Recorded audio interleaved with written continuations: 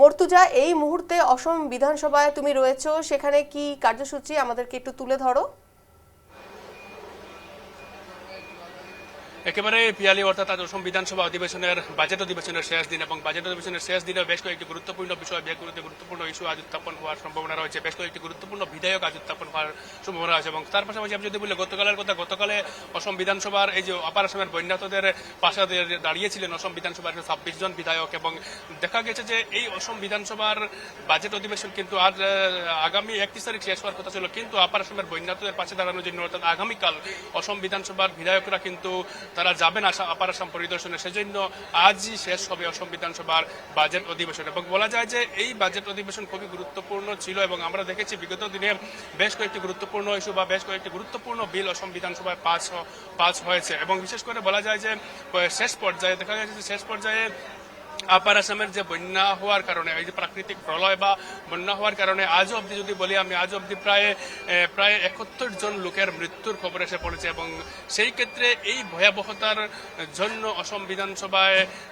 অসম বিধানসভা দুদিনের জন্য অর্থাৎ আগামীকাল এবং তারপর দুদিন কিন্তু থাকবে না, অর্থাৎ আজ শেষ হয়ে যাবে অসম বিধানসভার বাজেট অধিবেশন। তার পরবর্তীতে আজ কি কি বিষয় উত্থাপন হবে সেটা কিন্তু দেখা যাচ্ছে আজ কয়েকটি গুরুত্বপূর্ণ প্রায় পুরানো 3টি বিধেয়ক এবং নতুন একটি বিধেয়ক আজ উত্থাপন করা হবে। মন্ত্রী ডক্টর রনুজ বেগুয়া শিক্ষা বিভাগের একটি গুরুত্বপূর্ণ বিষয় বা শিক্ষা বিভাগের একটি গুরুত্বপূর্ণ উচ্চশিক্ষা যে বিধেয়ক 2026 যে সংশোধনীয় বিধেয়ক, সেই সংশোধনীয় বিধেয়ক আজ অসম বিধানসভায় উত্থাপন করবেন। এবং তার পাশাপাশি আরও বেশ কয়েকটি গুরুত্বপূর্ণ বিষয় উত্থাপন করার সম্ভাবনা রয়েছে। এবং বিশেষ করে বলা যায় যে এই মুহূর্তে আমি রয়েছি অসম বিধানসভা চত্বরে এবং এক এক করে বিধায়করা আছেন। এই মুহূর্তে আমার সাথে রয়েছেন অরূপ কুমার দেব। অর্থাৎ কাল আপনারা আপনাদের নিজেদের বেতন অর্থাৎ সিএম রিলিফ ফান্ডে প্রদান করেছেন এবং বিজেপি দলের পক্ষ থেকে আজ কিন্তু বস্ত্র নিয়ে আজ বৃহৎ বিজেপি দলের টিম আজ রওনা দেবেন আপার আসামে, কি বলতে চান?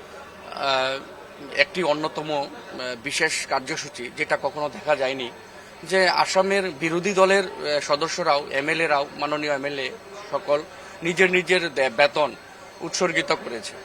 তো এটা একটা আমাদের আসামের মধ্যে একটা অন্যরকম একটা কার্যসূচি দেখতে পেলাম প্রথমবারের জন্য। আরও এই আমরা শুধু বিধায়ক নিজের নিজের বেতন উৎসর্গিত করা নয়, যে আসামের যত সব সরকারি কর্মচারী আছে সবাই নিজস্ব সম্পূর্ণ না হোক, কিছু হলেও অল্প হলেও 30%, 20% বা 50% যার যেমন মানে ক্যাপাসিটি, সেই হিসেবে প্রত্যেক সরকারি কর্মচারীরাও যদি নিজের নিজের বেতন একটু এই বন্যার জন্য ক্ষতিগ্রস্ত ব্যক্তি সকলের জন্য একটু উৎসর্গিত করে, আমি ভাবি একটি মহানুভবতা হবে। আরও একটি মৌলিক মানে নাগরিক মানে কর্তব্য হিসাবে এটা একটা প্রদর্শন করা হবে। এটা দেখেই মানুষ শিখবে। আগামী দিনেও যে সমস্ত এরকম ধরনের দুর্যোগ ডিসেস্টার হবে, সেই সমস্তভাবে সরকার তো সরকারিভাবে সহায় করবেই, তার বাইরেও মানুষরা এগিয়ে এসেছে।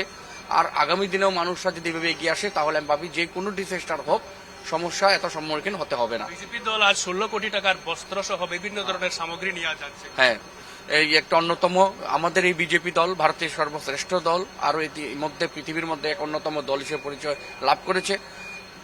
নরেন্দ্র মোদীর মহাশয় এবং হিমন্ত বিশ্ব শর্মা মহাশয়ের নেতৃত্বে যে আসাম এবং ভারতবর্ষ গড়ে উঠতে চলেছে, এই দল কখনো এমন কোনো দল আমরা দেখতে পাইনি যে দলের থেকে এইভাবে 15 কোটি 16 কোটি টাকার সামগ্রী মানে এই সমস্ত ব্যক্তিদের জন্য দেওয়া হয়েছিল। তো প্রথমবারের জন্য 16 কোটি টাকার 16 কোটি টাকার সামগ্রী ব্যক্তিদেরকে দেওয়া হবে। আসামে নতুন এক ভাইব্রেশন হবে, নতুন এক মহানুভবতার সৃষ্টি হবে এবং দলের আদর্শ আরো বেড়ে যাবে।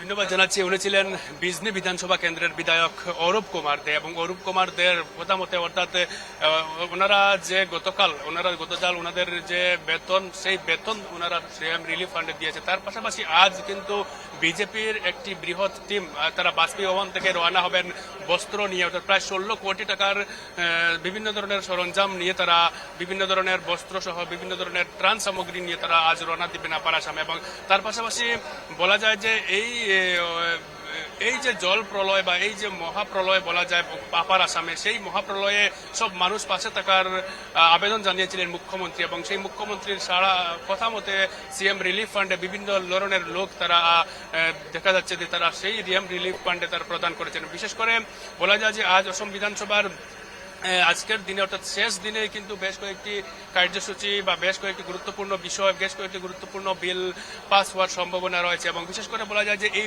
যে বাজেট অধিবেশনের আজ শেষ দিন এবং শেষ দিনে বিভিন্ন মন্ত্রী বিধায়করা এই মুহূর্তে আসা শুরু করে দিয়েছেন এবং ঠিক 9:30টার সাথে সাথে শুরু হবে আজকের কার্যসূচি এবং প্রথমে প্রশ্ন উত্তর পর্বের মাধ্যমে শুরু হবে অসম বিধানসভার কার্যসূচি এবং তারপর 0 আওয়ার্সে অসম বিধানসভার বিভিন্ন বিধায়করা তাদের বিভিন্ন বিধানসভা কেন্দ্রের বিভিন্ন সমস্যা নিয়ে বিভিন্ন ধরনের ইস্যু নিয়ে তারা অসম বিধানসভায় তারা উত্থাপন করবেন এবং দেখা যাচ্ছে যে বেশ এখানে বলা যায় যে অসম বিধানসভার শেষ দিনেও কিন্তু একইভাবে অর্থাৎ মুখ্যমন্ত্রী হয়তো বা আসার কথা রয়েছে এবং বিভিন্ন বিধায়করা এই মুহূর্তে আসা শুরু করে দিয়েছেন এবং গতকাল যে ঐতিহাসিক ঘোষণা বা যে সিদ্ধান্ত নেওয়া হয়েছিল যে অসম বিধানসভার সব বিধায়করা তাদের 1 মাসের বেতন তারা প্রদান করেছেন এবং দলে দলে বিজেপি দলের পক্ষ থেকে পিছু সারিকা, বিপিএফ, তারপর তৃণমূল কংগ্রেস, এআইডিএফ, কংগ্রেস সহ সব দলের নেতৃত্বরা তারা এক প্রকার অসম অধ্যক্ষের কাছে তারা বলেছেন, অসম বিধানসভার অধ্যক্ষ থেকে শুরু করে অধ্যক্ষ উপাধ্যক্ষরাও কিন্তু তারা বলেছেন যে তাদের 1 মাসের বেতন প্রদান করবে। তার পাশাপাশি অসম বিধানসভা সচিবালয়ের যারা কর্মচারী ছিলেন সেই কর্মচারীরাও কিন্তু তাদের একদিনের বেতন তারা সিএম রিলিফ ফান্ডে দান করবেন, সিএম রিলিফ ফান্ডে তারা একদিনের বেতন প্রদান করবেন এবং এই মুহূর্তে আমি যদি ছবি দেখাই তাহলে দেখা যাচ্ছে এক এক করে বিধায়করা আসা শুরু করে দিয়েছেন, এক এক করে আসছেন। কমলাক্ষ দে পুরকাস্ত আসছেন এবং এই মুহূর্তে উত্তর করিমগঞ্জের একজন বিধায়ক অর্থাৎ এই মুহূর্তে আসা শুরু করে দিয়েছেন। আমি পেয়ে গেছি, আমি আপনার কাছে আসছি। অর্থাৎ গতকাল আপনারা সিএম রিলিফ ফান্ডে অর্থাৎ শাসক বিরোধী সব দলের বিধায়করা মিলে কিন্তু সিএম রিলিফ ফান্ডে আপনারা আপনাদের 1 মাসের বেতন প্রদান করছেন। আমরা সবাই 1 মাসের বেতন সিএম রিলিফ ফান্ডে দিয়েছি ফ্লাডের জন্য। এটা জনগণের সাহায্যার্থে কংগ্রেস দলের তরফ থেকে আমরা সব বিধায়করা এবং সব হাউসের সব বিধায়করাই দিয়েছি। কি বলবেন এই ভয়াবহতা অর্থাৎ আপার আসামের যে বর্তমানের প্রায় এই মুহূর্তে প্রায় 71 জন লোকের মৃত্যুর খবর এসেছে? এটা সত্যিকারও বেদনাদায়ক, দুঃখদায়ক। আমি নিজে শিবসাগর গিয়েছি, যোরহাট গিয়েছি, নাজিরা গিয়েছি, মানে এত লোক মারা গিয়েছেন, মানে এটা কল্পনা করা যায় না। এবং কিভাবে এই বন্যা থেকে আসামকে মুক্ত করা যায় সেটা নিয়ে সত্যিকার সিরিয়াসলি চিন্তা করতে হবে। খালি নির্বাচন আসলেই বন্যা প্রতিরোধ হয়ে যাবে আর নির্বাচন চলে গেলে ভুলে গেলে হবে না, এগুলো কাজ করতে হবে। আপনি একজন প্রথম বিধায়ক হিসাবে এই বাজেট অধিবেশন আজকে শেষ হবে বাজেট অধিবেশন, সেই বাজেট অধিবেশন আপনি পেয়েছেন সম্পূর্ণভাবে। বাজেট অধিবেশন নিয়ে কি বলতেছেন? না, বাজেট অধিবেশনে আমার প্রথম, এটা একটা অভিজ্ঞতা, ভালো হয়েছে। অনেক কিছু আমরাও শিখেছি এবং এই বাজেটে অনেক নতুনত্বও ছিল আর অনেক জিনিসে আমরা অপোজ করেছি। সুন্দরভাবে হয়েছে।